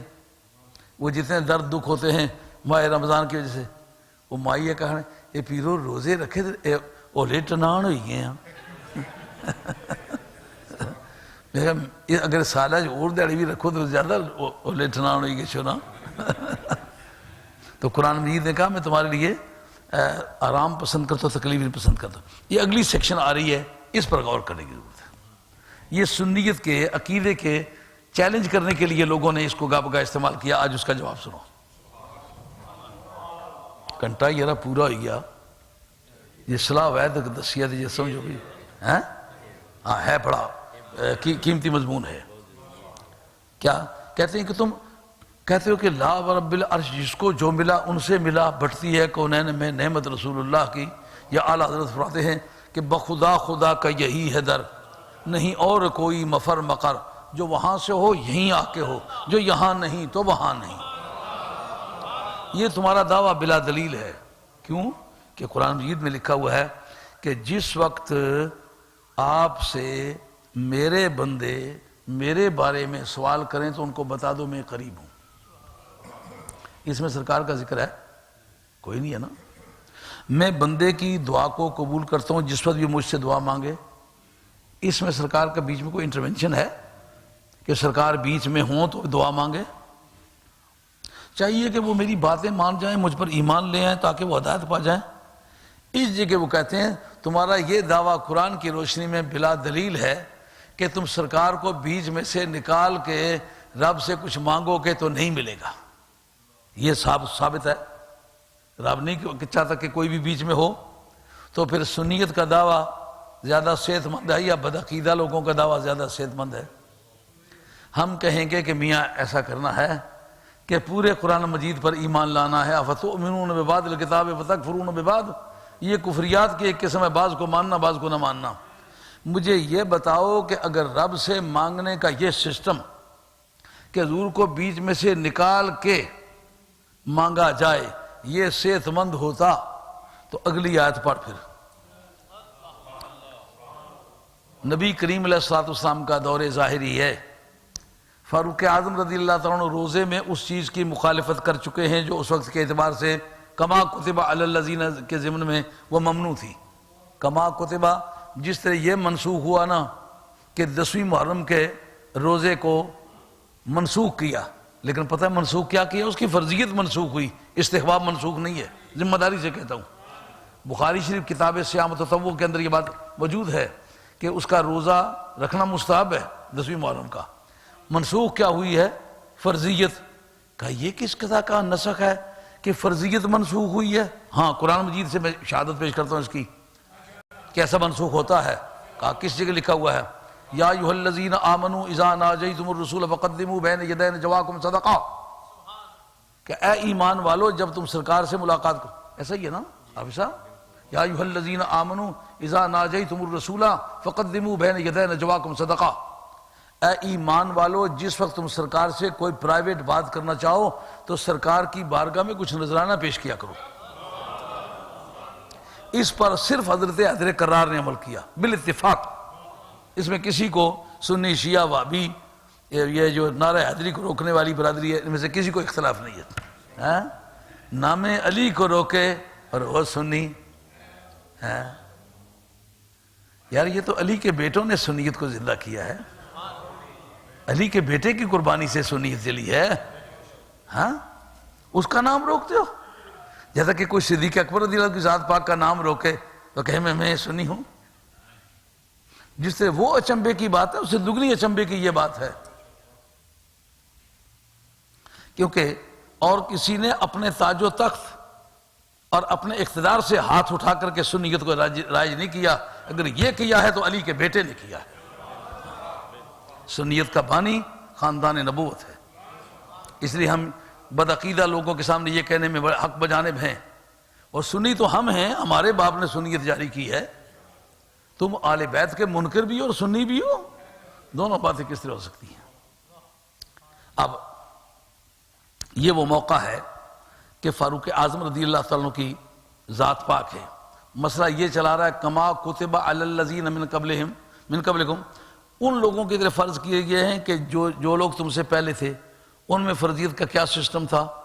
ان میں فرضیت کا سسٹم تھا کہ جو ہی نماز مغرب کے بعد آپ نے مغرب کے ساتھ روزہ کھولا، نماز مغرب پڑھی تو پھر اس کے بعد پھر آپ کا روزہ شروع ہو گیا. تو آپ نے اپنی ازدواجی زندگی میں ایک ایسا عمل کر ڈالا جو اس وقت کے اعتبار سے روزہ کے منافی تھا. یہ بات ہو تو چکی. اب صبح کا انتظار بے چینی سے ہے. صبح سرکار کی بارگاہ میں حاضر ہوئے. حضرت امام فخر الدین رازی آپ کی تفسیر کبیر 1، معالم التنزیل 2، مدارک 3، یعنی کوئی تفسیر ایسی نہیں ہوگی کہ تفسیر تو ہو پر جناب فاروق اعظم رضی اللہ عنہ کا یہ واقعہ اس میں درج نہ ہو، کوئی تفسیر ایسی نہیں ہوگی۔ صبح کے وقت حضور کی بارگاہ میں حاضر ہوئے، گردن نیچی کر کے رونے لگے۔ یار وہ بھی کوئی وقت ہی ہوا ہوگا نا جب عمر جیسا جوان، ان اللہ ینطق علی لسان عمر، رب بات کرے تو عمر کی زبان سے کرے، ایسی شخصیت رکھنے والا کوئی چھوٹی موٹی بات ہو گئی رو رہا ہے بچوں کی طرح۔ سرکار نے ما یبکی کہ یا عمر، وہ عمر کیوں رو رہے ہو؟ انہوں نے پلینلی بتا دی یا رسول اللہ یہ کام مجھ سے ہو گیا ہے، رات کے وقت ازدواجی زندگی میں عمل ازدواجی میں مبتلا ہو گیا اور وہ میری غلطی تھی، اب میں کیا کروں؟ اس جگہ ملا جیون بیٹھوی نے لکھا ہے، اتفاق سے میں کسی اپنے اور مطالعے کے گھر سے لایا ہوں لیکن اس وقت میرے اس بیگ میں موجود ہے۔ ملا جیون بیٹھوی ہندوستان کا رستم عالم دین ہے، یعنی چیمپئن ہے، اس وقت اس کے جوڑ کا آدمی ہندوستان کے طول و عرض میں کسی جگہ نہیں، بلکہ بے شمار اسلامی ممالک میں اگر تلاش کیا جائے تو غالباً اس کے جوڑ کا آدمی نہیں ہوگا۔ ملا جیون بیٹھوی کہتے ہیں اگر وہ عقیدہ صحیح ہوتا، اس سے مراد یہ ہوتی کہ حضور کو بیچ میں سے نکال کے دعا مانگے تو پھر فاروق اعظم کو پتا ہوتا نا فاروق اعظم سرکار کی بارگاہ میں کیوں گئے۔ سمجھ آ گئی بات کہ نہیں آئی؟ کیا یہ زناٹے کی چپت ہے کہ نہیں منکر کے چہرے پر؟ مزہ آیا کہ نہ آیا؟ اگر یہ آیت منع کر رہی ہوتی سرکار کے ساتھ رابطہ کرنے سے تو پھر فاروق اعظم سیدھے جا کے مسجد نبی میں سر سجدے میں رکھ کے رونے لگ جاتے ہیں، حضور کی بارگاہ میں کیوں گئے؟ معلوم ہوا کہ ہر آیت میں ہر شرط کا ذکر نہیں ہوتا۔ اگر تم اس سے یہ معنی لوگے تو پھر اس کے کیا معنی ہوں گے؟ وَلَوْ أَنَّهُمْ إِذْ ظَلَمُوا أَنفُسَهُمْ جَاءُوكَ فَاسْتَغْفَرُوا اللَّهَ وَاسْتَغْفَرَ لَهُمُ الرَّسُولُ لَوَجَدُوا اللَّهَ تَوَّابًا رَحِيمًا۔ وہ قرآن مجید کی آیت نہیں ہے کہ جس وقت جو بھی جیسا بھی کہیں بھی کوئی گناہ کر بیٹھے تو تیری بارگاہ میں آ جائے تو اس کی سفارش کرے، وہ خدا کی بارگاہ میں معافی مانگے، خالی نہیں لوٹائیں گے، وہ آیت نہیں ہے؟ اس پر کون عمل کرے گا پھر؟ تو جو کسی جگہ مطلق ہے دوسری آیت میں اس کی تقیید موجود ہے تو پھر اس کو ہمیشہ اس مطلق کو مقید پر عمل کیا جائے گا۔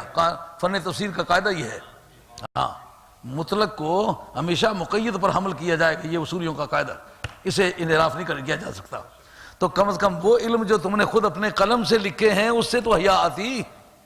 یہ تمہارے قلم سے لکھی ہوئی کتابیں میرے پاس موجود ہیں جو بتاتی ہیں کہ کسی جگہ مطلق آ جائے تو بیچ میں مقید بھی آ جائے تو مقید پر مطلق کو محمول کیا جائے گا، یعنی اس مطلق کو جو انریسٹرکٹڈ ایبسولوٹ ہے اس کو ریسٹرکٹڈ کے تحت لے جایا جائے گا، یعنی جس کے اندر یہ قید نہیں ہے نا کہ سرکار کے پاس جائے، یہ اس آیت کے نیچے چلی جائے گی جس کے اندر یہ قید ہے کہ میرے محبوب کو بیچ میں ڈالے بغیر اگر تو آیا تو بات نہیں مانی جائے گی۔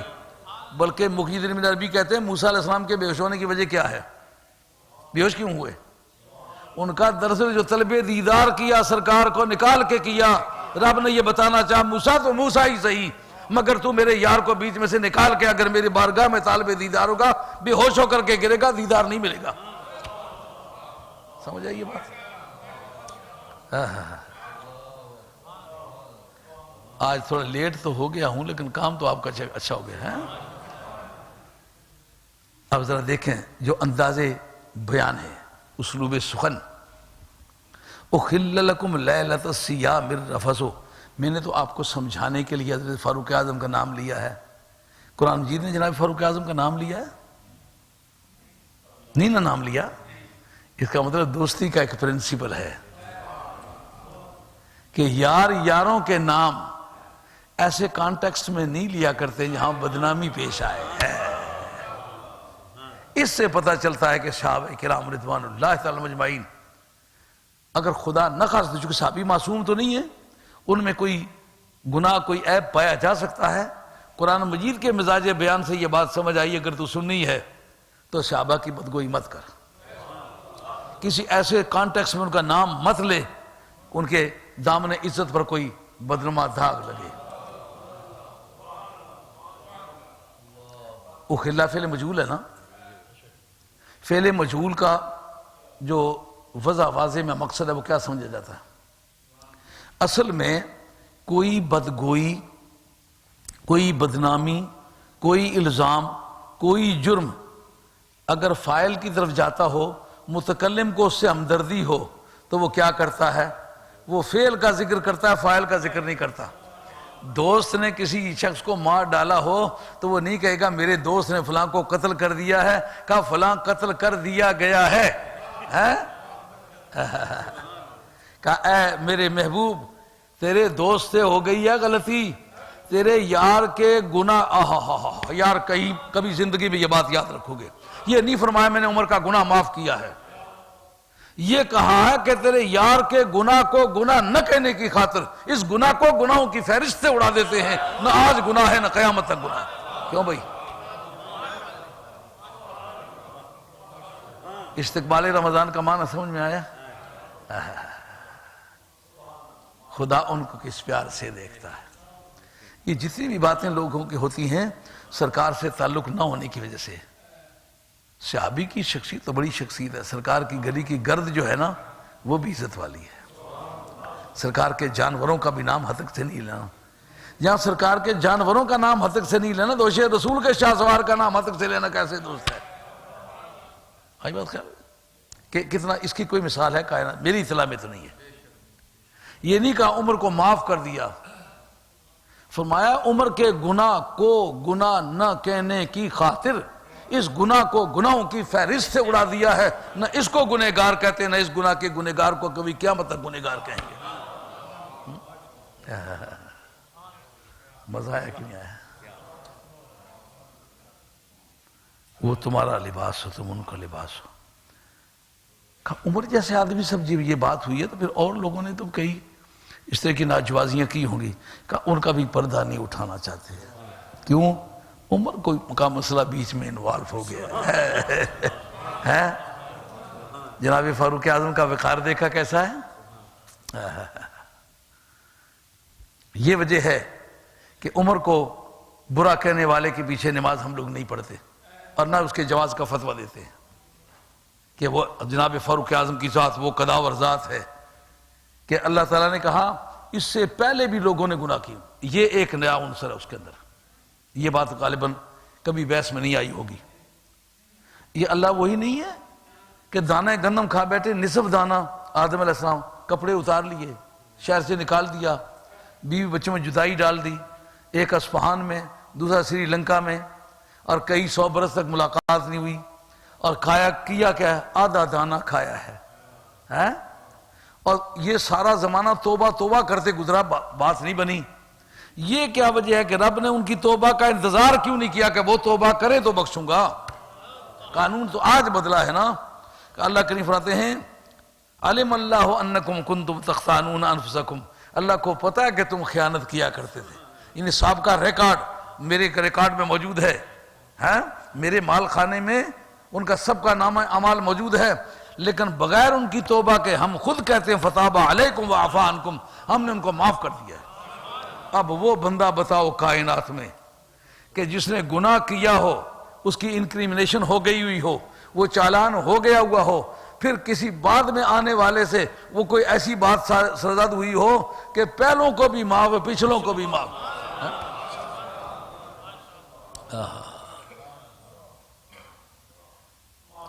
اب تم اپنی ازواج کے ساتھ، نکاحی عورتوں کے ساتھ جنسی تعلقات بناؤ اور وہ چیز تلاش کرو جو اللہ نے تمہارے لیے لکھی ہے، یعنی ازدواجی تعلقات میں نقطہ نگاہ صالح اولاد ہو، عیاشی کی غرض سے اپنا وقت مت ضائع کرو، کھاؤ اور پیو اس وقت تک جب کہ سیاہ اور سفید دھاریاں آپس میں ممتاز نہ ہو جائیں، یعنی صبح صادق طلوع نہ ہو جائے، اور پھر تم رات تک روزے کو پورا کرو جیسا کہ پہلے بیان کر چکا ہوں۔ لیکن یہ کہ تم ان کے ساتھ مباشرت یعنی جنسی تعلقات بیویوں کے ساتھ مت بناؤ درآں حال کہ تم مسجدوں میں اعتکاف بیٹھے ہوئے ہو۔ اس سے جو فقہی مسائل استنباط ہوں گے، کڑی رکھی کوئی نے وہ آسان آلک پڑھیا کرے بچپن مارا کلاس فیرو صاحب نہ پتہ نظر کے کہتا کھدڑ کھدڑ اس کی آنکھیں کرن وہ گل کرنے اڑی کے سونا سا تو ماسٹر اس کی آخر نا وہ کھدڑا سبق سنا اڑی نے کافی دیریاں یاد کری ایسا کری نا برکا ہی پھٹی گیا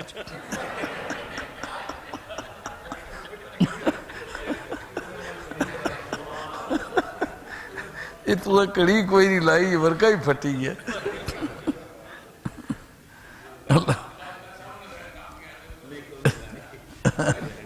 جی یہ ہمارے اصولیوں کا ایک قاعدہ ہے جو کسی کے لیے کام ممکن نہ ہو اس سے نئی ہوتی نہیں کیونکہ اس سے تکلیف مالا یطاق لازم آتی ہے اصولیوں کا قاعدہ یہ ہے کہ اسی کام سے منع کیا جایا کرتا ہے جو کر سکتا ہو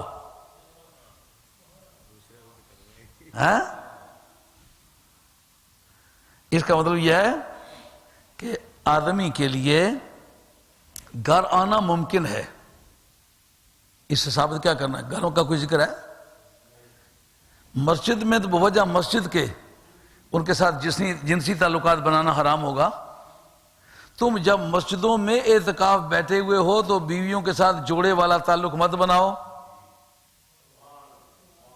اگر مسجد سے باہر نہ آتا ہو تو یہ تکلیف مالا یطاق ہے کیونکہ مسجد میں تو وہ جوڑے کا عمل بیوی کے ساتھ کر سکتا ہی نہیں اس سے ثابت ہوتا ہے وہ گھر آ سکتا ہے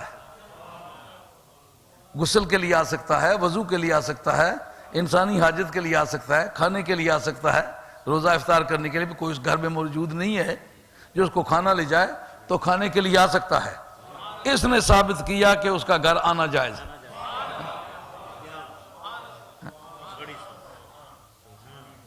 یہ اللہ کی حدیں ہیں ان کے قریب مت جاؤ اللہ تعالیٰ اسی طرح اپنے آیتیں بیان کرتا ہے تاکہ لوگ نعرے جہنم سے بچ جائیں آج کا بیان اختتام پذیر ہوتا ہے انشاءاللہ یہ چند پوائنٹ جناب فاروق اعظم کے حوالے سے جو آئے ہیں یہ یادگاری ہیں اور میرا خیال ہے مجالس میں کبھی یہ زیر بحث نہیں آئے ہوں گے اور سنیت کا عقیدہ سونے کی طرح نکھر کے سامنے آتا ہے اگر یہ یاد رہ گئے انشاءاللہ کوئی بدعقید آدمی کو بھی آپ کو پھسلا نہیں سکے اللہ تعالیٰ مولانا بیگ صاحب کے اس مدرسے کو ٹھکانے کو ہمیشہ روح ترقی رکھے اور ان کے تمام دوستوں کی جان مال میں اللہ برکت فرمائے کہ ایک آزاد جگہ ہے جہاں ذہن پر یہ بوجھ نہیں ہے کہ کمیٹی ناراض ہو جائے گی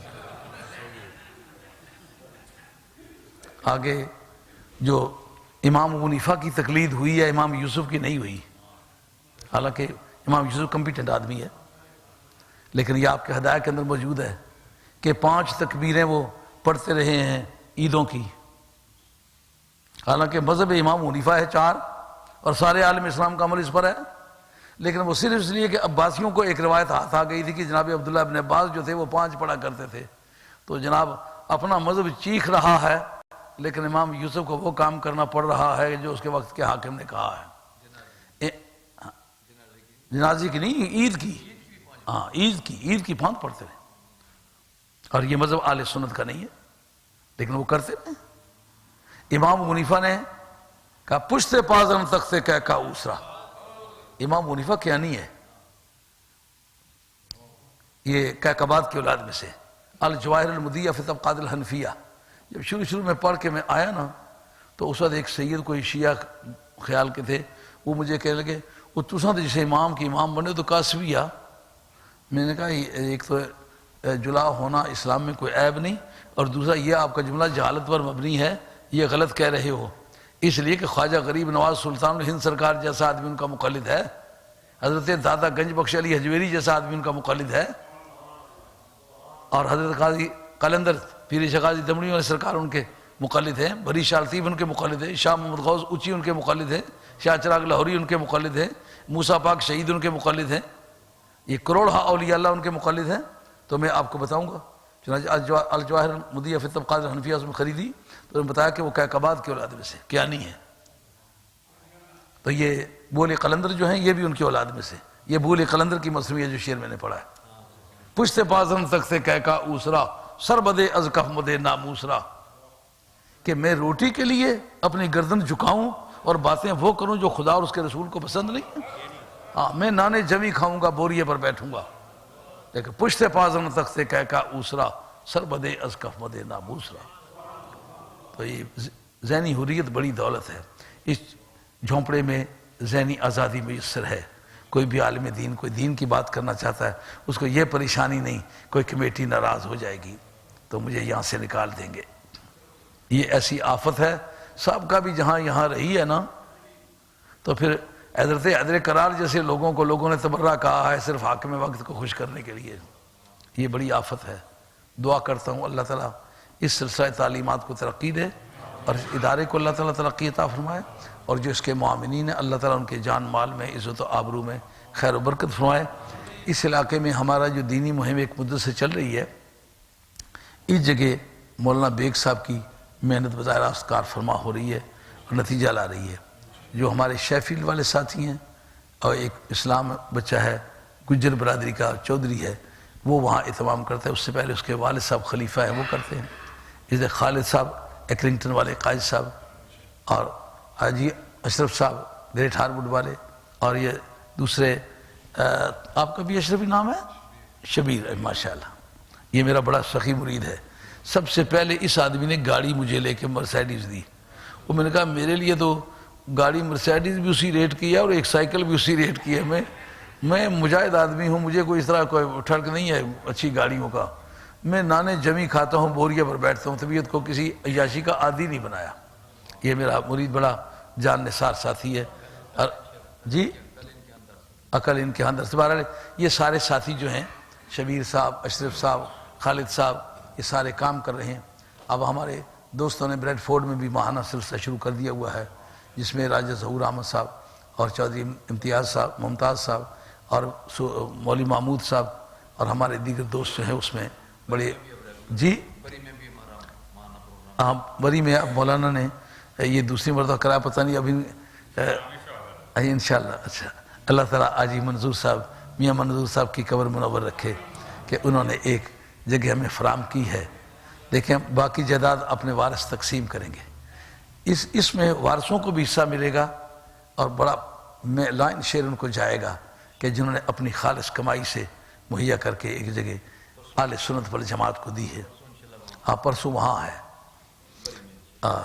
لیکن وہاں بھی میرا خیال ہے کہ جب ان کی مسجد میں جائیں گے تو پتہ چلے گا کس مضمون پر تقریر ہے. جی ہاں نہیں اصل بات یہ ہے جو مقامی عالم دین کا شعور ہوتا ہے نا، اس سے ہٹ کر بہتر طور پر کام نہیں ہو سکتا.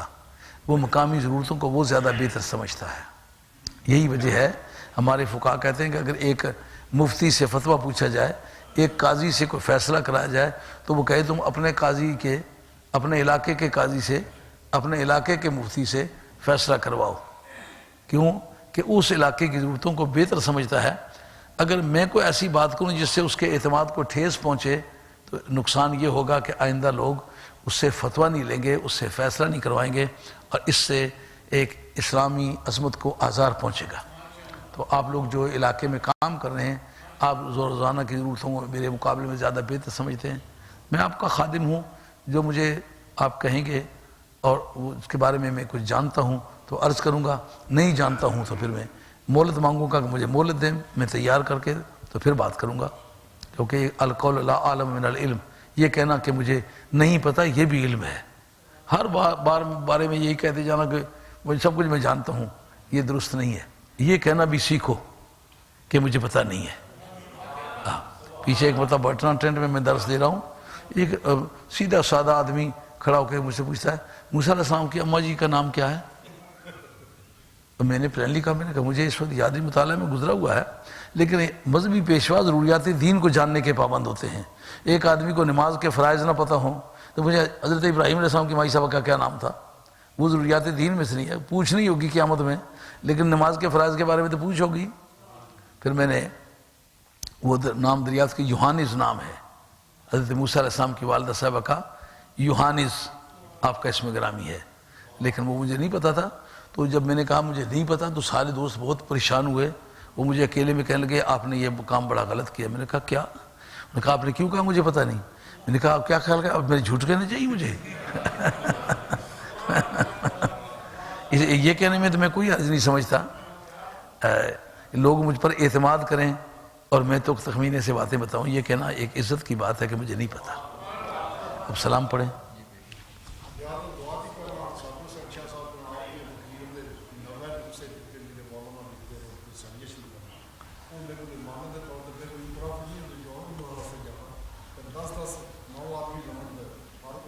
یہ کہ کتنے لیکچر ہیں؟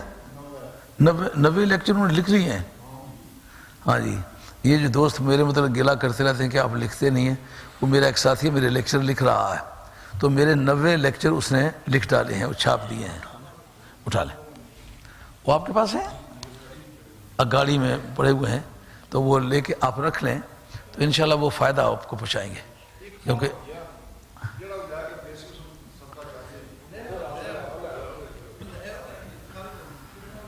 اللہ آپ کو جزائے خیر تھا۔ لیکن یہ بھی آپ کو پتہ ہونا چاہیے کہ اس میں میرا بھی کوئی حصہ نہیں، میں نے پوری زندگی میں کوئی لیکچر بیچ کے اس سے کوئی پیسہ وصول نہیں کیا۔ یہ ٹیپوں والوں کو اجازت دی کہ آپ بیچیں، جو لکھ رہے ہیں ان کو کہتے ہیں آپ بیچیں، نہ اس سے پیسہ لیا نہ اس سے لیا، نہ آئندہ کوئی لینے کا پروگرام ہے۔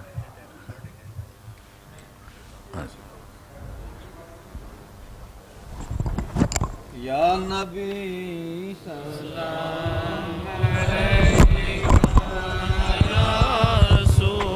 سلام علیکہ یا حبیب سلام علیکہ صلوات اللہ علیکہ صلوات اللہ علیکہ حافظہ۔ اب ہاتھ اٹھا کر ہم سب کے حق میں یہ دعا کر، ہم پڑھیں روزے پہ جا کر، پہلے کچھ نعتیں سنا کر، پھر یوں کہیں سر کو جھکا کر، یا نبی سلام